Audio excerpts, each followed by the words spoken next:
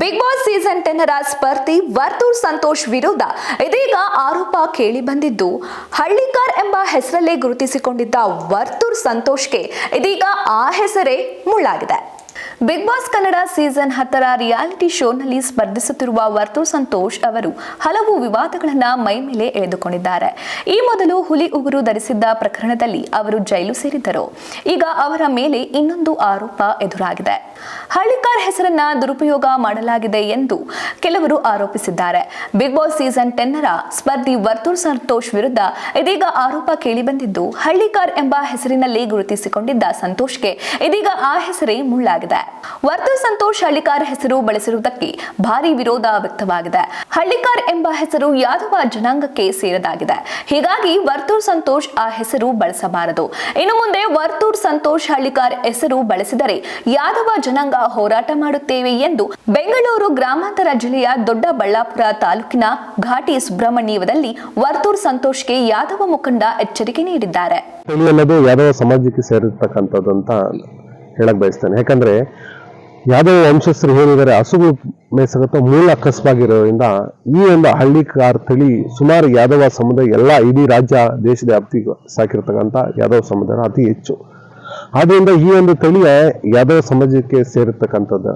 ಇವ್ರು ಏನ್ ಮಾಡ್ತಾ ಇದ್ದಾರೆ, ಯಾದವ ಸಮಾಜ ಎಲ್ಲ ರೈತರ ಹತ್ರ ತಗೊಂಡೋಗಿ ಆ ಹಸು ಓರಿಗಳನ್ನ ತಗೊಂಡೋಗಿ ಓರಿಗಳ ಮನೆಯಲ್ಲಿ ಇಟ್ಕೊಂಡು ಅದ್ರ ಬಗ್ಗೆ ಪ್ರಚಾರ ಕೊಟ್ಬಿಟ್ಟು ನಾನು ಹಳ್ಳಿಕಾರ್ ಒಡೆಯ ಅನ್ನೋದು ಎಷ್ಟು ಸೂಕ್ತ.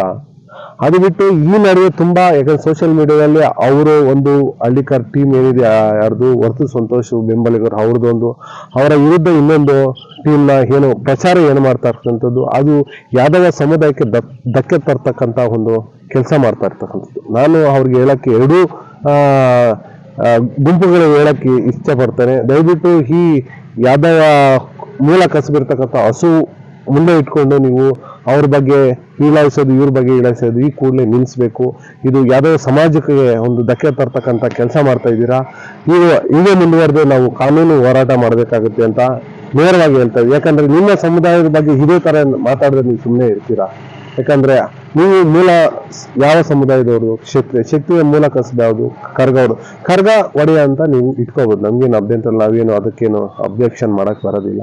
ಆದ್ರಿಂದ ನಮ್ಮ ಮೂಲ ಕಸಬಾಗಿರ್ತಕ್ಕಂಥ ಹಸು ಏನು ಮೂಲ ಕಸಬು ಸಾಕೋದು ಏನು ಇದೆ, ಅದನ್ನ ಬಿಟ್ಟು ಬೇರೆ ಏನೇ ವಿಚಾರಗಳನ್ನ ನೀವು ಮಾತಾಡಿ ನಮ್ಗೆ ಸಂತೋಷ ಅಂತ ಹೇಳ್ತಾ, ಮುಂದಿನ ದಿನಗಳಲ್ಲಿ ಇದೇ ತರ ಮಾತಾಡಿದ್ರೆ ನಾವು ಕಾನೂನು ಹೋರಾಟ ನಾವು ಮುಂದುವರಿಸ್ತೀವಿ ಅಂತ ಹೇಳಕ್ಕೆ ಬಯಸ್ತೇನೆ. ಪ್ರತಿಯೊಂದು ಜನಾಂಗದವ್ರು ಸಾಕಿ ಹಳ್ಳಿ ತಳಿಗಳನ್ನ, ಇನ್ನೂ ನಮ್ಮ ರೈತರ ಹಳ್ಳಿ ಹಸುಗಳನ್ನ ಇನ್ನೂ ಇಂಪ್ರೂವ್ಮೆಂಟ್ ಮಾಡಿ ನಮಗೆ ಖುಷಿ ಆದಂತ ಸಂಗತಿ.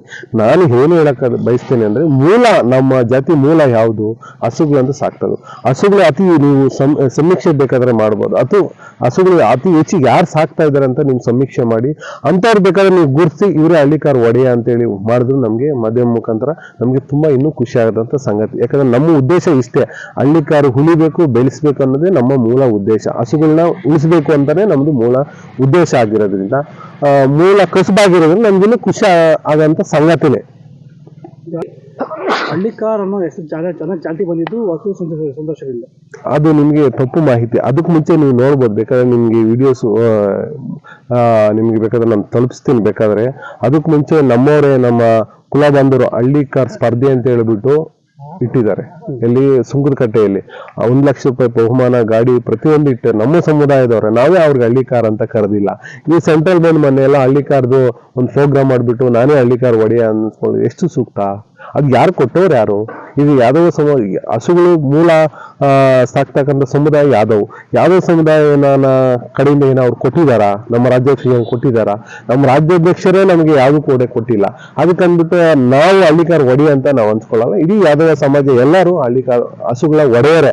ಅದ್ರಲ್ಲಿ ಹಳ್ಳಿಕಾರನು ಒಂದು ಒಡೆಯರೆ. ಎಲ್ಲಾ ತರ ರೀತಿ ಹಸುಗಳಿಗೆ ಮೇನ ಒಡೆಯರೆ ಅಂದ್ರೆ ಅದು ಯಾದವ ಸಮಾಜಕ್ಕೆ ಸೇರ್ತಕ್ಕಂಥದ್ದು.